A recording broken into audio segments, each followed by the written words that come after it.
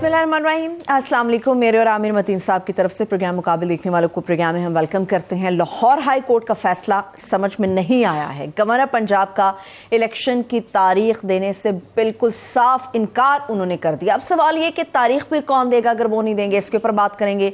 कप्तान का बर वक्त इलेक्शन के लिए आखिरी बार है जेल भरो तहरीक, ये कितना कारगर साबित होगा, इसके ऊपर आमिर साहब का हम तजिया शामिल करेंगे। इसके साथ साथ मरियम नवाज साहिबा की तंजीम साजी, ऐसा लगता है कि पूरी नून लीग पर भारी है। क्या कैप्टन सफ्दर भी मरियम नवाज के खिलाफ खड़े हो गए हैं? क्या बगावत होने जा रही है? इसके ऊपर आमिर साहब का तजिया शामिल करेंगे। और इसके साथ साथ प्रोग्राम मुकाबिल की ही निशानदेही पर सीडीए प्लॉटों की नीलामी लटक गई है। मैं कहूंगी कि जांच पड़ताल के लिए प्राइवेट इदारे की खिदमात हासिल करने का फैसला भी किया गया है। टीओआर्स क्या होने चाहिए, डेफिनेटली ये आमिर साहब के तजिए में हम जानेंगे। आमिर साहब, सबसे पहले तो हमेशा की तरह बात यह है कि इस्तेहकाम की बात है। इस्तेहकाम कब आएगा? वो इलेक्शन से आएगा। इलेक्शन की तारीख कौन देगा, ये कौन देगा, ये नहीं पता किसी को। ये इस वक्त एक अफरा तफरी का आलम है और उसकी सूरत हाल ये है कि इवन मार्शल लॉ भी जब होता था ना, ये बड़ा क्लियर होता था कि पावर कहाँ से फ्लो करती है। वो अंग्रेजी में वो कहते हैं ना, flows from the barrel of the gun. वो कम से कम ये पता था ये एक बंदूक है, यहाँ से ताकत आ रही है। यहाँ पता ही नहीं चल रहा कि ताकत है किसके बाद। इतने मल्टीपल पावर सेंटर्स बन गए हुए हैं और पार्लियामेंट एक बे इख्तियार अदारा है। उसमें वो उसकी कोई सबसे बड़ी पार्टी उस वक्त मिसिंग है। कोई आपने गौर किया है कि हमारी कवरेज जो होती थी कि आज पार्लियामेंट में ये कह दिया, आज फलाने ने ये कह दिया, आज कमेटियों में ये हो गया, खबरें ख़त्म हो गई, कोई जाता भी नहीं है और रिपोर्ट भी नहीं करता। सिर्फ नाम की पार्लियामेंट रहेगी ना, इररेलेवेंट पार्लियामेंट है और चलाई जा रहे हैं अपनी मर्जी के बाद। उसके बाद गवर्नमेंट जो है, गवर्नमेंट की कोई हैसियत नहीं रहेगी है। वो अपने रोज़ के 2-3 जो है कैबिनेट में इजाफा कर देते हैं, 85 के ऊपर ले गए हुए हैं। वो कौम भूख से मर रही है, भीख दुनिया भर में मांग रहे हैं, मगर वो अपने पर्क्स एंड प्रिविलेजेस नहीं छोड़ रहे और कमीना को बढ़ाई जा रहे हैं। सेंचुरी कर लेंगे इंशाल्लाह, जो है ना अनकरीब कर लेंगे। और वहाँ भी जो गवर्नमेंट के अंदर भी, एग्जीक्यूटिव के अंदर के 13 पार्टियों के नुमाइंदा बैठे हुए हैं, तो किसी बात पे भी कोई फैसला ही नहीं हो पाता। कोई इधर से ले जाता है, हर कोई अपनी मर्जी के मंजूर नज़र जो है ना लोग लगवाना चाहता है। ज़्यादा गवर्नमेंट इस पर फोकस इस पर होता है, पॉलिसी पे नहीं होता, मसाइल पे नहीं होता। ये होता है कि मेरा सेक्रेटरी लगा दो, मेरा आईजी लगा दो, मेरा वफादार लगवा दो। ये नौकरी जो है ना हमने लगवानी है, ये आपने लगवानी है, ये लड़ाइयाँ चल रही हैं। 13 पार्टीज की कोलिशन है, जाहिर है। उसके बाद सियासी पार्टियाँ सब आपस में तसादुम का शिकार है, लड़ाई मार कुटाई चल रही है और ये सिलसिला लामुतनाही है, पकड़ दकड़ का। ये हम सिर्फ इनको नहीं कहते, ये इमरान खान से शुरू हुआ और पता नहीं कब से शुरू हुआ, नवाज शरीफ से शुरू हुआ, फिर बेनज़ीर के दौर में हुआ, फिर नवाज शरीफ में शुरू हुआ, फिर मुशर्रफ में शुरू हुआ और ये चल रहा है 20-30 साल से। हर दफ़ा ये बदला ख़त्म ही नहीं होता। फिल्मों में ख़ानदानी दुश्मनियाँ देखी जाती थी कि 20-30 साल तक चल रही है। ट्राइबल सोसाइटी एग्जैक्टली जो है आइन के होते हुए और एक जमहूरी ज़िम्मेदार न्यूक्लियर कंट्री के होते हुए हम बिल्कुल, हमारी एक कबायली सोच है, कबायली तरीके से मुल्क को चलाया जा रहा है। दूसरा ये है कि इदारों का रोल बड़ा ही मुबहम है। ये नहीं पता चलता कि वो हैं नहीं हैं, किसके साथ हैं, कितने एक्टिव हैं, कितने इनएक्टिव हैं, ये बिल्कुल अभी वो नहीं आता। हाँ, ये ज़रूर होता है कि आसान होता है कि पिछले आर्मी चीफ को रगड़ा लगाए। जो मुकाबला है, मरियम बीबी भी लगा रही हैं, नवाज शरीफ भी लगा रहे हैं, उसके बाद इमरान खान तो लगा ही रहे हैं। तो जब चला जाता है तो उसको जाते वक्त जो है ना वो उसके साथ हशर होता है कि जिसकी याद नहीं है। जब तक वो थे, जैसे कैसे भी थे, बड़ी कम होती। खैर बाजवा साहब के साथ उनके होते हुए भी बहुत कुछ हुआ, मगर अब जो हो रहा है ना, ये एक अपनी नौयत का पाकिस्तान की तारीख में इस तरह हुआ नहीं है, जिससे इदारों को बहुत ज़्यादा गौर करने की ज़रूरत है कि इसको सदबात क्या करना है, इसको रोकना कैसे है, इसको रिवर्स कैसे करना है। जो कि मुझे जो उम्मीद थी शुरू में कि वहाँ से इस तरह की कोशिश आएगी, कुछ तरह के जेस्चर्स आएंगे, फिलहाल वो जेस्चर्स नहीं आ रहे। आपने गौर की बात की है आमिर साहब, ऐसा क्या है अदालत आलिया के फैसले के अंदर कि गवर्नर पंजाब बैठते हैं, इजलास करते हैं तो कहते हैं जी अदालत आलिया का फैसला तशरीह तलब तलब है, ऐसी कौन सी मुबहिम चीज है जो उनको समझ नहीं आ रही कि करना क्या है? अब अदालतों का एक बेबसी नज़र आती है, बेबस बिल्कुल जो है कि या तो वो डिले करती हैं, जब फैसले करती हैं तो उनकी कोई सुनता नहीं है और उनकी अंदर कोई ये भी नहीं जोर लगाने के अपने फैसले पे अमल करवा सके। अदालतों का हमने जब कोर्ट रिपोर्टिंग शुरू की थी तो अंदर अदालत के अंदर घुसते में डर लगता था। अब इसमें देखें, लाहौर हाई कोर्ट का जो फैसला आया है जवाद हसन साहब ने, जस्टिस जवाद हसन ने, क्लियर है, कोई इसमें इबाहम नहीं है, कोई एम्बिग्यूटी नहीं है। वो सीधा उन्होंने कहा ECP इज डायरेक्टेड। तो पहले यही नहीं बहस खत्म हो रही थी ना कि ECP ने करना है या गवर्नर ने करना है, कौन करेगा? तो ECP बार बार, मुझे खुद उनके तर्जमान ने फ़ोन करके कहा कि आप ये कही जाते हैं रोज़, हमने तो करना ही नहीं, गवर्नर ने करना है। तो अब अदालत ने लिख दिया कि ECB is directed to immediately announce the date of elections of the Provincial Assembly of Punjab and the notification specifying reasons, कि उनका जी फौरी तौर पे जो है ना ECP इलेक्शन की डेट का अनाउंस करे after consultation with the governor, जो कई दफ़ा कंसल्टेशन हो चुकी हुई हैं, because the constitutional provision to ensure that the election are held no later than 90 days से आगे नहीं जा सकता। और ये आपको पता है आज तकरीबन वो जो डेट गुजरनी थी जिसके बाद इलेक्शन शेड्यूल आना था, 2 दिन की वायलेशन हो चुकी है, 2 से 3 दिन की वायलेशन हो चुकी है। और ये बड़े मज़ेदार किस्म के जो आपने भी पूछा है कि गवर्नर साहब क्या कह रहे हैं। हाँ। वो कह रहे हैं कि जो है मुझे समझ नहीं आ रही है कि क्या इलेक्शन कमीशन की तारीख से मतलब हुकूमत की तशरीह के लिए अदालत जाऊंगा, जो है अभी समझ नहीं आ रही मुझे क्या है। पंजाब असेंबली तहरील मैंने नहीं की, पहली तो ये बात है, तारीख नहीं दूंगा। पहले तो ये है कि तशरीह के लिए जाऊंगा। उनको समझ, ये इसमें 3 लाइनें जो मैंने अंग्रेज़ी में पढ़ी हैं जस्टिस जवाद की, इसमें कोई भाव नहीं है, मगर वो ये याद रहे कि बलीगर रहमान साहब ये वज़ीर तालीम रहे हुए हैं, सो कॉल्ड पढ़े लिखे आदमी हैं। अब वो जब ये कहेंगे कि इसके बाद भी वो कोई मीटिंग करनी है और इसके बाद भी वो तशरीह मांगेंगे, तशरीह मांगेंगे, तो ये एक मजाक है। उसके बाद उनका जी उनकी एक जो बहस के जो बहाना ले रहे हैं कि पंजाब असेंबली तहलील मैंने नहीं की, ना ही आइन मुझे इंतखाबात की तारीख के लिए मजाज ठहराता है, जो है मजाज ठहराता है। तो वाकई अदालत ने कहा है कि ECP को करना चाहिए फौरी तौर पर, लेकिन वो कहते हैं कंसल्टेशन करना नहीं, कंसल्टेशन उनसे करें। आज ये बड़ा क्लियरली लाहौर हाई कोर्ट का फैसला आ गया है। मगर कि उन्होंने ये जो कहते हैं ना कि पंजाब असेंबली की तहलील मैंने नहीं की, होता यह है कि आपके पास जब चीफ मिनिस्टर तहलील करता है तो या फौरन एक्सेप्ट कर लेते हैं या चंद दिनों के अंदर वो खुद ही तहलील हो जाती है। ठीक है। अच्छा, वो कहते हैं जी मैंने नहीं की तहलील, मगर मैंने उसी दिन जो है केयरटेकर गवर्नमेंट बना दी। एक तरफ आप आइन की बात करते हैं, एक तरफ आप अपनी मनमर्जी करते हैं। अगर आपने वो नहीं, आपने कहा मैंने तहलील नहीं की, तो आप फिर उस दिन के टेकर गवर्नमेंट क्यों बनाते? चलिए इस सवाल का जवाब और इस चीज़ों के ऊपर असद उमर साहब इस वक्त सेक्रेटरी जनरल है तहरीक इंसाफ के सीनियर रहनुमा हैं। बहुत शुक्रिया, thank you so much Asad Umar साहब प्रोग्राम मुकाबले में हमें ज्वाइन करने के लिए। जी thank you for joining us Asad.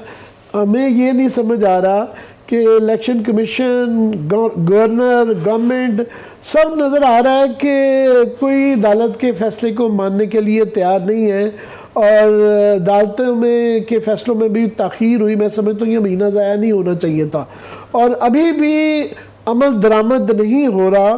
तो ये इस सूरत हाल में जबकि इदारों की ना सुनी जा रही हो, तो आपके पास क्या चॉइसेस हैं? हम देखिए जी, पहली तो जरा समझ लें कि इस वक्त हो क्या रहा है। आइन के अंदर जो लिखा हुआ है वो उसमें कोई इबाहम ही नहीं है।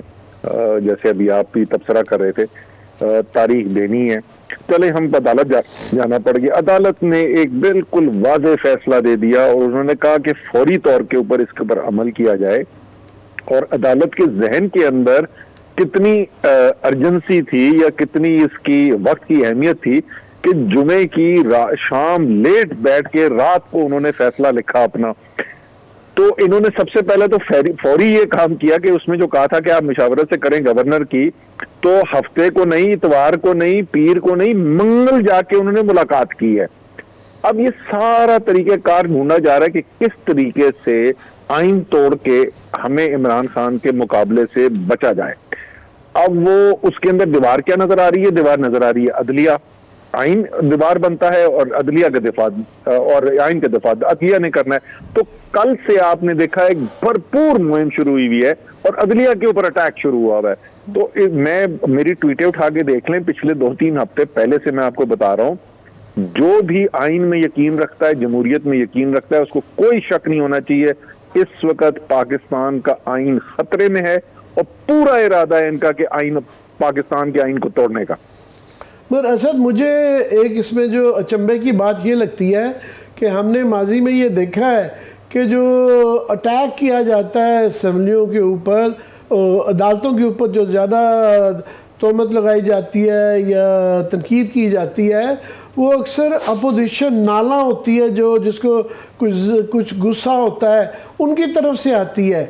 ये एक नई बात है कि गवर्नमेंट ऑफ द डे जो है वो अटैक कर रही है अदालतों में। हालांकि सूरी तौर पे ये तीनों पिलर जो हैं, जुडिशरी का, पार्लियामेंट, एग्जेक्टिव जो हैं, ये एक त्रिकोण है जिसके ऊपर रियासत खड़ी है। ये मुझे ज़रा समझाएंगे क्या हो रहा है?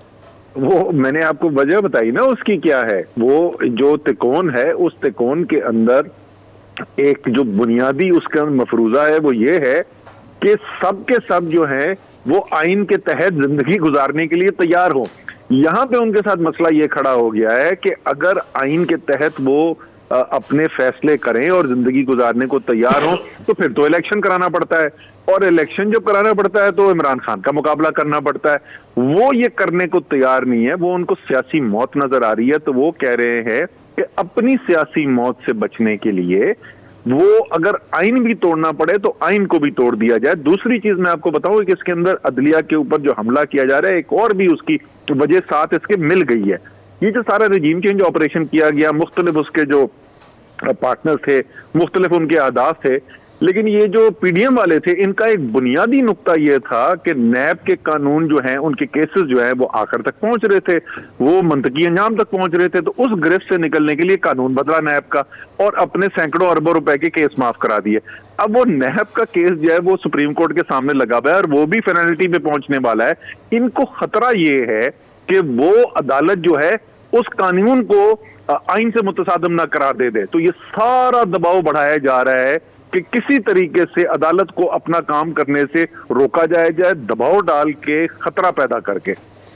ये अब आपकी असद जो पकड़ धकड़ जारी है, तो आपने एक जेल भरो तहरीक का ऐलान किया है, तो ये समझाएं हमें कि ये हुकूमत के ख़िलाफ़ है, इस्टेब्लिशमेंट के ख़िलाफ़ है, इलेक्शन कमीशन के ख़िलाफ़ है, और क्या ये जब आप लोग सारे, और आपने खुद फरमाया कि मैं भी जेल में, क़यादत जाएगी अब, तो लेट्स से कि अब इलेक्शन, क्योंकि अदालत ने कह दिया कि ज़्यादा देर तक वो लटका नहीं सकते हैं, तो अगर आप लोग जेल में ही जाके बैठ गए तो फिर इलेक्शन की क़यादत कौन करेगा? वो शेख रशीद साहब क्योंकि जेल से बैठे खत में खत लिख रहे हैं कि जी मेरा इंतखाबी निशान जो है ना कलम दुआद रखिएगा, तरला ही कर रहे हैं बैठे। तो ये आप समझते हैं कि ये समझदार फलसफा है? अच्छा जी, ये अगर आइन के ऊपर अमल दरामद हो रहा है और इलेक्शन की तरफ हम जा रहे हैं, जैसा मेरा आज भी यकीन है कि इंशाल्लाह ताला इनको जाना पड़ेगा, इनको चाहे घसीट के ले जाना पड़े लेकिन ले जाएंगे अब इलेक्शन के लिए, तो फिर तो आपको इसकी जरूरत नहीं है। लेकिन अगर आइन पर अमल दरामद खत्म हो गया, अगर वाज़ेह तरीके से आइन को तोड़ा जा रहा है, इलेक्शन गैर आईनी तरीके से रोका जा रहा है, तो हमारे पास फिर मुदाफ़अत ही करनी है ना। मुदाफ़अत करने के लिए आप बहुत बड़े बड़े जलसे जुलूस करके और रियासत के साथ मुतसादम हो सकते हैं, या आप एक पीसफुल रजिस्टर, पुरअमन मुदाफ़अत कर सकते हैं। और पुरअमन मुदाफ़अत के लिए मुशावरत करके ये फैसला हुआ कि ये तरीक़ाकार जो है वो बेहतरीन है कि जेल भरो तहरीक की जाए। जब इलेक्शन ही कोई नहीं है तो कौन से इलेक्शन की निगरानी करानी है? तो हमने कम से कम ये दिखाना है कि हम इस आइन के दिफा के लिए, इस जमहूरियत के दिफा के लिए हम अपनी जाती कुर्बानी भी देने को तैयार हैं, और उसके लिए जेल जाना पड़े तो जेल भी जाने के लिए तैयार है। सही है, लेकिन असद उमर साहब, आप लोगों के जो करोड़ों फॉलोअर्स इस वक्त खान साहब के साथ हैं या आप लोगों के साथ सड़कों पर निकलने के लिए, तहरीक में शामिल होकर जेलों में जाने के लिए तैयार हैं, सबका सवाल यही है कि तहरीक का ऐलान तो हो गया, शुरू कब होगी? अभी आप फवाद चौधरी साहब, हमाद अजहर साहब जब मीडिया टॉक कर रहे थे जमान पाक के बारे, तो आपने कहा था कि जी आइन से इनहराफ किया गया तो जेल खेल बुरो तहरीक शुरू हो जाएगी। आइन से इनहराफ तो हो चुका, जो डेट एक्सपेक्टेड थी उससे तो दिन बहुत आगे निकल रहे हैं और ना जाने कितने और आगे जाएंगे। कब से शुरू कर रहे हैं आप तहरीक? नहीं, अभी तो आइन से इनहराफ की कोशिश की जा रही है और भरपूर कोशिश की जा रही है, अभी तक इनहराफ हुआ नहीं है। जैसे मैंने कहा, मैं तो आज भी इस बात पर यकीन रखता हूं कि इंशाल्लाह ताला ये आएंगे इलेक्शन की तरफ। अभी तो परसों पेशावर की जजमेंट आने वाली है, उसकी नेक्स्ट हियरिंग है। वहां पे तो बिल्कुल ही स्याह सफेद केस है ना, वहां पे तो कोई मेरे ख्याल में जितनी टाइम दे भी दिया है, ये भी बहुत ज्यादा टाइम दिया है। आपको पता है ना, वहां पे दिफा, आपके जरिए मैं जरा आवाम को बताऊं कि उन्होंने दिफा क्या पेश किया है। वो एतराफ कर रहे हैं कि जुर्म तो मैं कर रहा हूं, लेकिन उनका वकील कह रहा है कि जी गवर्नर को आइन के अंदर इस्तिस्ना हासिल है, तो इसलिए वो जानते बूझते जो है ना आइन तोड़ेंगे। उनकी गलतफहमी तो दूर कर दी है इलेक्शन इन्होंने, अदालत ने, हाई कोर्ट ने। इंशाल्लाह ताला इलेक्शन मिलेगा जी और पाकिस्तान के अवाम का हरफ आखिर होगा। पर ये एक नई असद रवायत कायम हो गई है कि जो हमारे यहाँ बड़े कामी किसी मुल्क में मैंने सुना है, केयर टेकर गवर्नमेंट, निगरान हुकूमत की जाती है कि ताकि उसके पीछे स्पिरिट ये थी कि एक दूसरे पे इल्ज़ाम न लगाया जाए कि जी फेवर कर रहे हैं एक पार्टी को या दूसरी को। तो अभी जो सूरत हाल है ख़ास तौर पे पंजाब में, जिस तरह के से तबादले और तरक्कियाँ, पोस्टिंग्स, ट्रांसफ़र्स हो रही हैं, वो क्लियरली नज़र आ रहे हैं कि वो वन साइडेड हैं और वो एक एजेंडे के तहत हैं। एक ना तो आपकी तरफ से कोई मुझे उसके ऊपर कोई बहुत ज़्यादा मज़ाहमत नज़र आ रही है, अदालतें जो हैं वो भी उसके ऊपर इतना कोई कमेंट मैंने नहीं देखा। और सबसे इम्पोर्टेंट जिसका ये काम है वो इलेक्शन कमीशन का काम है कि उसका वो गवर्नमेंट केयर टेकर के अंदर वर्चुअली वो इलेक्शन कमीशन चलाता है। वो जो केयर टेकर गवर्नमेंट होती है, जैसी मेरी अंडरस्टैंडिंग है, वो सिर्फ फैसिलिटेटर होती है।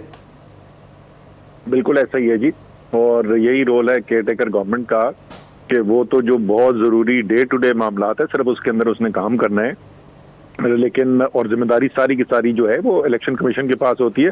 लेकिन इलेक्शन कमीशन ने तो जिस वक्त वजीर आला का इंतखाब किया था वो उसी वक्त पता चल गया था कि कितनी गैर जानिबदार निगरान हुकूमत बनने वाली है। और आप बिल्कुल ठीक कह रहे, तमाम जिलों के अंदर, तमाम तहसीलों के अंदर आज यही खबर चारों तरफ से हमारे, आजकल तो मेरे पास फोन कॉल ही यही आ रही होती हैं हमारे जो कैंडिडेट्स हैं कि किस तरीके से चुन चुन के वो अफसर लगाए जा रहे हैं जो बिल्कुल जानिबदार है। लेकिन आपने कहा कि उसका कुछ कर नहीं रहे, उसके खिलाफ भी पिटीशन हाई कोर्ट के अंदर फाइल कर दी गई है, कल ही मैंने उसके दस्तखत किए थे। तो उसका भी हम भरपूर तरीके से, बिकॉज ये गैर कानूनी हो रहा है, तो इसलिए हम तो कानूनी जमहूरी जमात है, हम कानून का रास्ता रहते हैं और इस गैर कानूनी काम के खिलाफ भी हम अदालत को रुजू किया है हमने। असद एक बड़ी मज़ेदार एक बहस है जो कि एकेडमिक भी है, सियासी भी है, वो ये है कि क्योंकि अगर आप लोग ये इलेक्शन हो जाते हैं और अगर आप लोग गवर्नमेंट दोनों सूबों में केपी में भी और पंजाब में भी जीत जाते हैं, तो उसके बाद अगले नेशनल इलेक्शन में अगर वो बाद में होते हैं तो वहाँ के टेकर गवर्नमेंट नहीं होगी, आप लोगों की गवर्नमेंट होगी, जिससे यही सबसे बड़ा ख़तरा है जिसकी वजह से ये सारे रोड़े अटकाए जा रहे हैं। तो ये मेरा तासुर नहीं है, सभी का यही तासुर है। तो ये बहस आज मलिक साहब ने भी आज कहा है और भी लोग ये कह रहे हैं कि जनाब ये फिर आप दरमियानी रास्ता निकालें कि केयर टेकर गवर्नमेंट को एक्सटेंड करें कि यही केयर टेकर गवर्नमेंट रहे अगले इलेक्शन तक, नेशनल असम्बली तक भी जो जब तक हो तो यही केयर टेकर गवर्नमेंट रहे, क्योंकि इलेक्शन की फेयरनेस के ऊपर एतराज़ होगा अगर वो पीटीआई की सूबों के अंदर गवर्नमेंट होगी। और इस वक्त पीडीएम की जो वफाक में गवर्नमेंट है जिसके नीचे हम सूबों में इलेक्शन लड़ने को तैयार हैं, उसके बारे में क्या ख्याल है? ऐसा करते हैं, इनके साथ हम बातचीत कर लेते हैं। इस वक्त फौरी तौर के ऊपर वो तहलील करें कौमी असम्बली और केयर टेकर कैबिनेट वहां पर लेके आए और साथ ही इलेक्शन की तारीख का भी हम एग्रीमेंट कर लेते, एक ही साथ इलेक्शन कराए। यही तो हम तो समझाने की कोशिश कर रहे थे कि अल्लाह के बंदो, जिस वक्त नीचे हमारी हुकूमत आ जाएगी तुम्हारे एमएनए ने तो बांगे मारनी है कि तुमने तो मरवा दिया, वो मुकाबला कैसे करेंगे? तो इसका हल जो है वो आइन के अंदर मौजूद है, इसका हल आइन तोड़ने के अंदर नहीं है। इलेक्शन की तारीख का अनाउंस करें बातचीत करना चाहते हैं तारीख के लिए आए, साथ बैठ जाए, हम तारीख के ऊपर भी एग्रीमेंट कर लेते, इलेक्शन कराएं, सूबे और वफाक दोनों में एक साथ इलेक्शन हो। मेरे ख्याल में तो बड़ा अच्छा आइडिया है। आजकल ये बहुत ज़्यादा बयानियाँ जोर पकड़ रहा है नून लीग की तरफ से, और मरियम बीबी बार बार हर जलसे में यही कह रही हैं कि ये जो महंगाई के मामलात हैं ये खान साहब का तोहफा है, पीटीआई की वजह से है, खान साहब का तोहफा है। तो वहाँ ये ज़ाहिर है हर कोई सवाल करता है कि अगर उनका तोहफा है तो आपको किसने कहा था कि ये गवर्नमेंट ले ले। और ये अब उनके अपने लोग, महताब अब्बासी साहब ने भी रिसेंटली कहा है कि एक तो हमें ये 90 दिन के अंदर इलेक्शन करवाने चाहिए, क्यों भाग रहे हैं हम। दूसरा, हमारे से पूछे नहीं गया, इनका एक कश्मीरी क्लब है जो बैठ के फैसले कर देता है, हमें गवर्नमेंट लेने नहीं चाहिए। उनके अलावा बेताशा लोग हैं जो कि खुल के अब कहना शुरू हो गए कि गवर्नमेंट ली क्यों थी आप लोगों ने। तो ये इस पे आपका क्या कहना है? वो इसलिए कह रहे हैं भाई, खुद समझा के तक किया इनको, मुफ्त के मशवरे एक तो मैं इनको देता रहता हूँ, मेरे ख्याल मुझे फीस चार्ज करनी चाहिए, शायद उसके बाद ये बात को समझना शुरू कर दें। अप्रैल के महीने से समझा रहा हूँ। ओ भाई, मेरा बतौर सेक्रेटरी जनरल तहरीके इंसाफ मुझे तो बहुत सूट करता है कि ये हुकूमत करें। जितनी हुकूमत करते रहेंगे उतना इनका सियासी बेड़ा गर्क होता जाना है और उतना तहरीके इंसाफ मजबूत होती जा रही है, लेकिन मुल्क का साथ तबाही हो रही है। तो अभी भी वक्त, अच्छा इन्होंने जिस वक्त पहले किया ना, उन्होंने कहा जी अब तो मुश्किल फैसले कर लिए, अब वो क्यों करेंगे। उस वक्त मैंने समझाया था 4 महीने बाद इससे भी खराब हालात होंगे। मैं फिर यही कह रहा हूं कि अगर ये समझते हैं ना कि इस वक्त सबसे ज्यादा खराब हालात हो गए और अगले 4 महीने बाद कोई बेहतर हो जाएंगे, अगले 4 महीने बाद इससे भी ज्यादा खराब हालात होंगे। क्योंकि ये माशी जो बहरान पैदा हुआ है, ये सियासी इंतशार से पैदा हुआ है, सियासी बहरान से पैदा हुआ है। जब तक आप सियासी बहरान खत्म नहीं कराएंगे, माशी बहरान बदतर से बदतर होता चला जाएगा।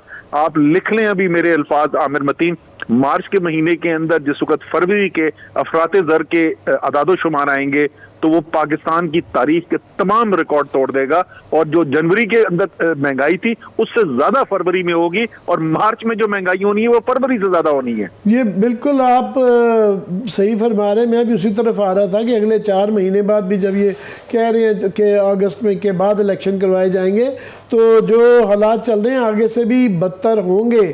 तो ये मगर आपका जो जुमला है ना कि ये सियासी बहरान से मुआशी बहरान आया है, मगर इसके अंदर कुछ अफराद का भी रोल है। इसहाक डार साहब का फॉर एग्जांपल, इसके उसको आप नज़रअंदाज नहीं कर सकते।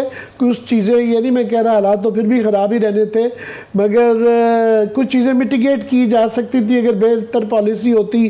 फॉर एग्जांपल एक्सचेंज रेट के ऊपर जो अगर बेहतर पॉलिसी होती, और ये तरसीलात जो 1.9 का बता रहे हैं, 7 महीनों का जो फ़र्क है, 1.9 अरब डॉलर का इसके अंदर कमी वाक़या हो गई है, क्योंकि आपने इंटरबैंक रेट में और आपके मार्केट के रेट में 40-50 रुपए का फ़र्क आ गया था। अगर आप जोड़ लेना जी, वो तो खैर इसहाक डार साहब ने तो ये किया कि वैसे लगता है कि उन्होंने कहा कि अच्छा ये तो तबाही तो बहुत ज्यादा आ गई है, तो ये तो मेरे वजीर खजाना बनने से पहले तबाही शुरू हो गई थी, तो ये कैसे लोगों को पता चलेगा कि भाई डार साहब की वापसी हो गई है। तो ऐसी फैसले करो कि जिससे वो तबाही आए जो जिस किसी की सोच से भी बाहर हो। और उसका सबसे जो अहम उसका नुक्ता जो था, वो जो बड़क मार के आए थे कि मैं 200 से नीचे डॉलर लेके आ जाऊंगा, उसने मईशत जो डूबती हुई मईशत थी उसको 100 गुना और ज्यादा खराब कर दिया।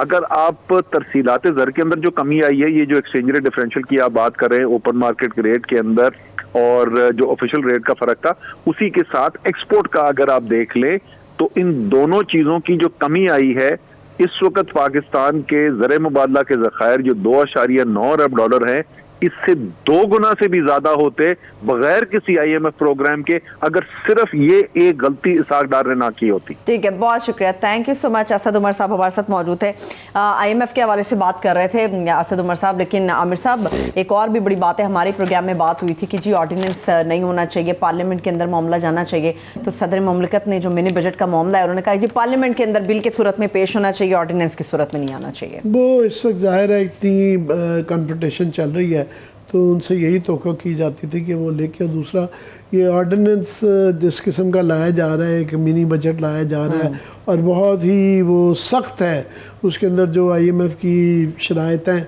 वो बहुत सख्त हैं, तो वो अपने ऊपर एक नहीं लेना चाह रहे कि ये मैंने उन्होंने एक तो सिंबॉलिकली बताया है कि मैंने इससे डिस्टेंस किया है। सो दूसरा इसमें मेरा ख्याल नुकसान ये होगा गवर्नमेंट का भी और मुल्क का भी, थोड़ा सा मैं समझता हूँ कि डिले होगा। पास तो हो जाएगा, वो या कर सकते हैं कि पहले नेशनल असेंबली में मेजॉरिटी है वहाँ भी करवा लेंगे, सेनेट से भी करवा लेंगे, या ज़्यादा फास्ट ट्रैक पे करना हो तो जॉइंट सेशन बुलवा के उसको करवा देंगे। तो जाहिर है इस वक्त उनसे यही उम्मीद की जाती थी कि ऑर्डिनेंस वैसे भी ऑफ कोर्स एक बुरी चीज़, बुरी लेजिस्लेशन होती है, मगर इस वक्त जो टाइमिंग की बात है कि एवरी डे हर एक दिन जो IMF डिले हो रहा है, यहाँ बेयकीनी बढ़ रही है, उससे वो जो बाहर से हमारे दोस्त ममालिक से पैसे आने थे, डोनर से पैसे आने थे, वो रुक रहे हैं, स्टॉक एक्सचेंज हमारा सफ़र कर रहा है, हमारा एक्सचेंज रेट कंट्रोल में नहीं आ रहा, तो ये एक सिलसिला जारी है। पर क्या करें, जब सियासी इतनी खौफनाक किस्म की कन्फ्रंटेशन चल रही हो, अफरा तफरी हो, तो उसका फिर यही नतीजा। चलिए मैं अभी ब्रेक की तरफ चल रही हूँ, एक ब्रेक ले लेते हैं। अभी हम जब ब्रेक से वापस आएंगे तो आप सब जानते हैं कि मरियम नवाज साहिबा जब पाकिस्तान अभी रिसेंट वापस आई थी तो उन्हें टास्क दिया गया था तंजीम साजी के साथ साथ जो मुकाबला है टक्कर का इमरान खान साहब के साथ, वो मरियम नवाज साहिबा ने करना था। मगर जिस तरह से उनकी जमात अंदर से खोखली हो रही है, ऐसे में खान साहब का मुकाबला किस तरह से मुमकिन हो पाएगा? ब्रेक से वापस आकर इस पर बात करेंगे, हमारे साथ रहिए।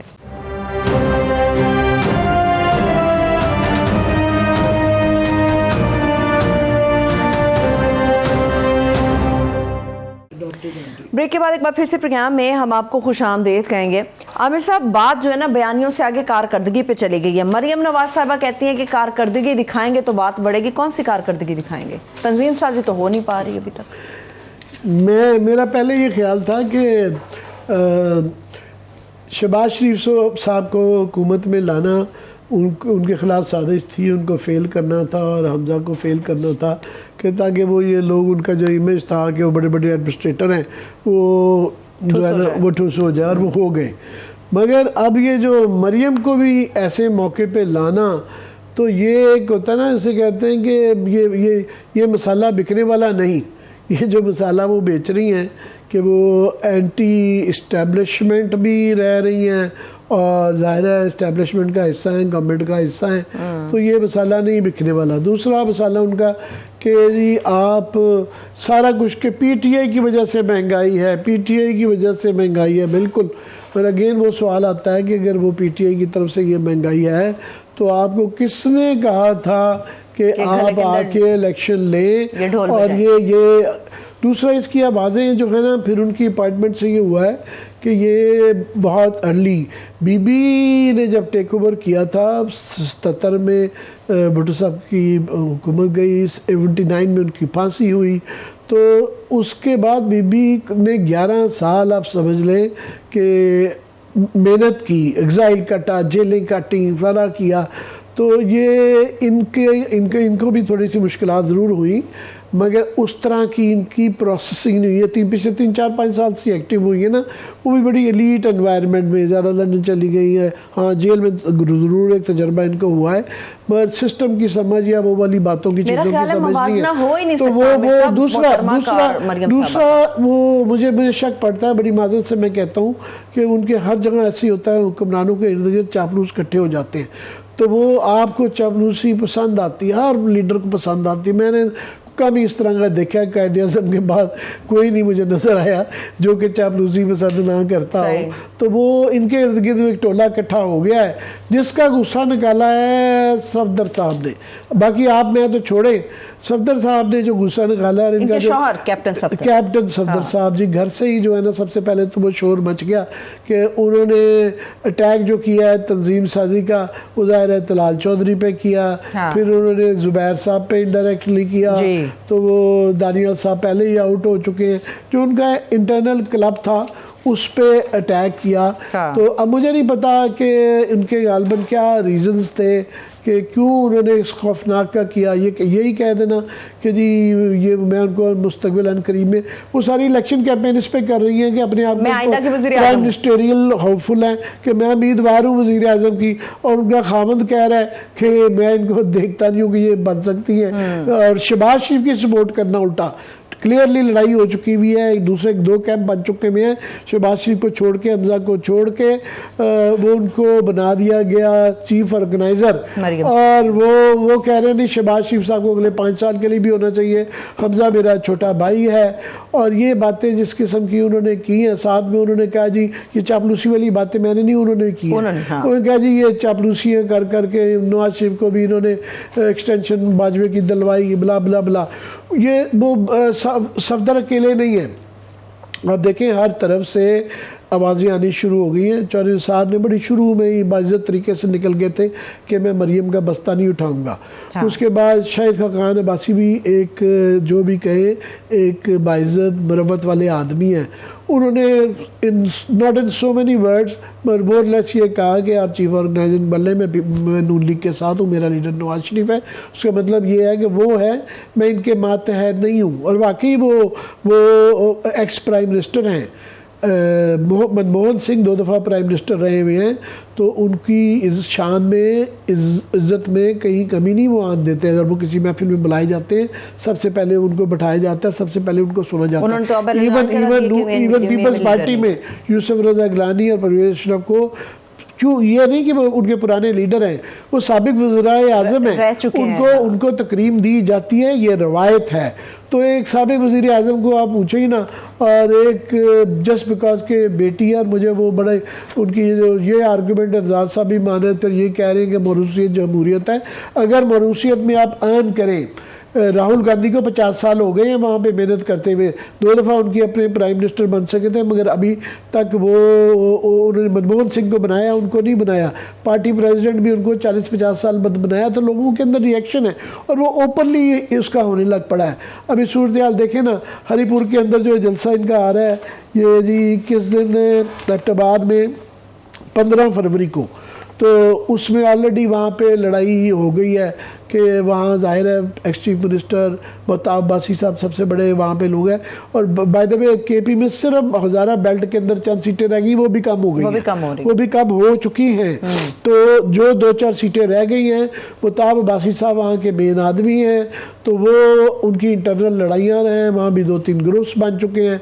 उन्होंने बिल्कुल उस पर आने से इनकार कर दिया है, और वो बिल्कुल वहाँ पर वो कहते हैं जी आप खुद ही कर लें। और उन्होंने ये भी कहा कि 90 दिन के अंदर इलेक्शन करवाएं, और ये गवर्नमेंट लेना एक बिल्कुल गलत था। ओपनली अब कहने लगे। यहाँ अब नेक्स्ट पिंडी में जलसा है जी 19 फरवरी को। पिंडी में भी 2 धड़ों के अंदर लड़ाई खौफनाक किस्म की चल रही है कि वो जो आप छेड़ रही थी मुझे कि बन्नू बासिया, पहले खरमान अब्बासी, उसके बाद बदाव अब्बासी, तो यहाँ पिंडी के बादशाह जो पॉलिटिकल इनके हैं नून लीग के, वो हनीफ अब्बासी हैं, वो पेरिस जा चुके हुए हैं, वो वहाँ चले गए हुए हैं क्योंकि उनके मशवरे नहीं सुने जा रहे थे। वो जहाँ चाह रहे थे कि जिस तरीके से इलेक्शन यहाँ पे इस तरीके से उनका जलसा करवाया जाए, उनकी मशावरत नहीं चल रही थी, चौधरी तनवीर साहब की चल रही थी या मुखालिफ ग्रुप की चल रही थी। उन्होंने जब उनके पास पिछले इलेक्शन में उनकी नहीं चली तो ये वाला रिज़ल्ट आया। उससे पहले जो नून लीग ने रिज़ल्ट लिया था 2013 के अंदर, वो उसमें हनीफ अब्बासी की मशावरत शामिल थी। 2018 में उनको साइड लाइन कर दिया गया था, इस वजह से पिंडी से वाइप आउट हो गई नून लीग। तो अभी वो कहते हैं ठीक है फिर आपने करना तो आप कर लें। हर शहर की ही ये सूरत हाल है कि लोग मरियम बीबी को एक्सेप्ट उस तरीके से नहीं कर रहे। क्या ये प्लान फ्लॉप करवाया जा रहा है या आपको लगता है कि खुद ब खुद ये सब हो रहा है? मरियम साहबा को लॉन्च करने का मरियम करवाया क्या जा रहा है? उनको नवाज शरीफ को या मरियम बीबी को कौन रोकता है? जाहिर है उनको जल्दी है कि बहुत जल्द मैं जो पार्टी का लीडर बन जाऊँ। बीबी 11 साल बाद आई थी तो पार्टी अंकल्स थे उस वक्त जो थे ना, उस ज़माने में जितोई साहब थे, खर साहब थे, उस तरह और कई लोग थे। तो बीबी ने वन आफ्टर बड़े तरीके से जो है ना उनको सबको फारिग किया था, ओवरनाइट नहीं किया था। हालांकि बीबी 11 साल भुट्टो की बेटी थी और 11 साल स्ट्रगल की थी, सबसे ज़्यादा की हुई थी, सबसे ज़्यादा जेल उन्होंने काटी हुई थी, मगर उसके बावजूद भी बड़े ग्रेजुअल तरीके से ही हुआ। ये अभी 2-4 साल में इन्होंने वो स्ट्रगल भी नहीं किए हैं, बाकी लोगों ने इनके मुकाबले में बहुत मार खाई है, बहुत ज़्यादा जेलें काटी हैं, बहुत ज़्यादा 30-30, 40-40 साल उनको हो गए हैं पॉलिटिक्स के अंदर। और इनको ये फिर एक तरीका भी होता है ना कि आप फिर जब इस तरह कोई काम करना हो तो आप मशवरा करते हैं कि जी आप बताएं कैसे करना है। सीनियर आदमी को एक तरीक़ाकार भी होता है करना। ये यहाँ एक ज़रूर जब आ जाता है ना कि आप एक थर्मस पकड़ के परवेज़ भट्ट साहबा वो आपकी इस एंगल से तस्वीर उतार रही है, इस एंगल से तस्वीर आ रही है, लीडर के साथ मोहब्बत का तकाज़ा है, तकाज़ा तो है। मेरे हमेशा एतराज़ ये रहा है कि मरियम को अगर वो प्राइम मिनिस्टरियल होपफुल हैं तो उनको उनके दिमाग, उनकी अकल, उनकी बाकी इस तरह की सलाहियतों की वजह से सिर्फ उनको एक ब्यूटी की क्वीन के तौर पे पेश करना मुनासिब नहीं। गो कि ऑफ कोर्स वो एक खूबरू खातून है और ये एक कोई बुरी बात नहीं है, बड़ी अच्छी बात है, मगर सिर्फ यही इस साइड पे ओवरली फोकस करना। और इस तरह की हैं 2-4 ख़वातीन उनके गिर्द हैं, कुछ लोग हैं जो इस चीज़ पे बहुत फोकस करते हैं कि उनका ड्रेस कहाँ से आया, उनका क्या आया। तो एक तरीक़ाकार होता है फारिग करने का भी लोगों को, उनको एक इज़्ज़त देते हैं, उनको आप कहते हैं, अगर कहें कि आप यहाँ मेरी जगह बैठे तो वो कहेंगे नहीं नहीं आप बैठे। तो काफ़ी लोग लाइन में हैं। हज आसिफ फॉर एग्ज़ाम्पल वो एयरपोर्ट पे आई तो वो बस्ता उठा के पीछे चल रहे थे, उनको कोई तकलीफ नहीं है। परवेज़ शीद जो है वो सबसे ज़्यादा स्पॉइल ही उन्होंने किया है। उन्होंने कहा मैडम बस साहब आपको पता होना चाहिए कि आप नवाज शरीफ की बेटी हैं, बस खत्म। लेकिन मेरा इख्तलाफ ये हमेशा रहेगा आमिर मतीन साहब कि मोहतरमा का मरियम नवाज साहिबा के साथ किसी तौर भी मुआवजा नहीं किया जा सकता। एक ब्रेक की तरफ अभी मैंने ये नहीं कहा। बड़े लोग हैं सियासत के अंदर जो मुआवजा कर देते हैं मोहतरमा के साथ, उनके कद की और मरियम साहिबा के दरमियान अभी बहुत ज्यादा फर्क है। सीडीए की स्कैंडल मैं कहूंगी, स्टोरी तो नहीं स्कैंडल। जी अब मैं टाइम क्योंकि थोड़ा रह गया, मैं इसलिए सिर्फ आज टीजर छोड़ के जा रहा हूँ, कल इसकी तफसील बताऊंगा कि साहब वो जो ना उनको बहुत ज़्यादा अपने मीडिया का बहुत ज़्यादा शौक़ है, तो वो रोज़ कोई ना कोई अपने सोशल मीडिया पे अपने देते हैं। एक उनकी ये दिखा सके कि वो ट्रेडमिल पे दौड़ी जा रहे हैं, ये देखें स्पीड देखें, ये बहुत अच्छी, मुझे बड़ी मुतासिर किया है इन्होंने कि ये इतना आला दौड़ते हैं, दौड़ते जा रहे हैं। मगर मेरी ख्वाहिश सिर्फ ये होगी कि अब जो जिन अदारों ने इनको नोटिस दे दिया हुआ है उनसे ये इस तरह तेज़ी से नहीं दौड़ पाएंगे, आसान नहीं होगा। सिर्फ 2-3 की मिसाल देता हूँ, तफसील कल बताऊँगा कि फॉर एग्ज़ाम्पल जो ज़ोन 3 है, जो कि मैं समझता हूँ जुल्म है, इंतहा है, और ये हो नहीं पाएगा कि इस्लामाबाद की मारगला हिल्स पार्क को आप जो है ना कंक्रीट और सरिये में कर दें। एक विसल ब्लोअर इनका अपने लीगल एडवाइज़र कल भाग गए और मेरी इतला ये है कि अदालत में भी लोग जा रहे हैं और भी मुतलका इदारे हरकत में आ चुके हुए हैं, सोशल मीडिया भी अपनी चीज़ें प्लान कर रही हैं। ये उसके मतलब बात ही नहीं करते थे और मौजूदा मेरी उनसे भी गुजारिश है, नूरुल अमीन साहब आए, ये पिछला खाता है, वो भी इसी काम में नज़र आने लग पड़े हैं। कभी दिखाया जा रहा है कि वो जो साइकिल स्टैंड कर रहे हैं, नाश्ता कर रहे हैं गरीब लोगों के साथ। वो अपने स्ट्रक्चरल काम करें, बड़े काम करें, ये भी करें, मगर असल काम से ना करें। दूसरा कोई क्लिप बता देता हूँ, कॉन्स्टिट्यूशन एवेन्यू जो है उसका ऑलरेडी जो कॉन्स्टिट्यूशन 1 की जो है रकम उनकी 3 अरब रुपए ये नहीं दी थी, तो वो नैब को केस पब्लिक अकाउंट ने भेज दिया है। लास्ट में कुछ सिर्फ इतना आज बताता हूँ, कल तफसील बताऊँगा कि वो जिसके ऊपर हमें धमकियां दी जा रही थी, वो जो 42 प्लॉट 41 अरब रुपए के बेचे गए थे और विक्ट्री के निशान मनाए जा रहे थे कि हमने जो है ना 65 की जंग के बाद सबसे बड़ी फतह हासिल की है, वो पब्लिक अकाउंट कमेटी ने बुला लिया कि आप भी आ जाएं। और भी मुतलका इदारे हरकत में आ चुके हुए हैं और वो उनके तर्जमान से हमने वैसे ही पूछा तो जी हमने अपनी कमेटी एक बना दी है, तो वो थर्ड पार्टी से एवेल्यूएट कराएंगे और वो कमेटी फैसला करेगी। और भाई आपकी अपनी कमेटी और हमने तो उस फार्मूले से इतराज़ है। I am sure public account committee में पूछेंगे ये फार्मूला जिसके तहत बेचे गए ये छोड़ दे कि ऑक्शन ठीक हुई या नहीं हुई, ये फार्मूला क्या था जिसमें ऊपर बनाया हुआ, इसकी कल सिर्फ एक टीजर छोड़ के जा रहा हूँ, कल बताऊंगा। देखने वाले फैसला खुद करें। आमिर साहब ने ये टीजर दिया या मुतलका अफराद को बिजली के झटके दिए। ब्रेक अभी हम क्लोजिंग की तरफ जा रहे हैं और कल इसकी शॉकिंग डिटेल्स आपके साथ शेयर करेंगे। खुदा हाफिज।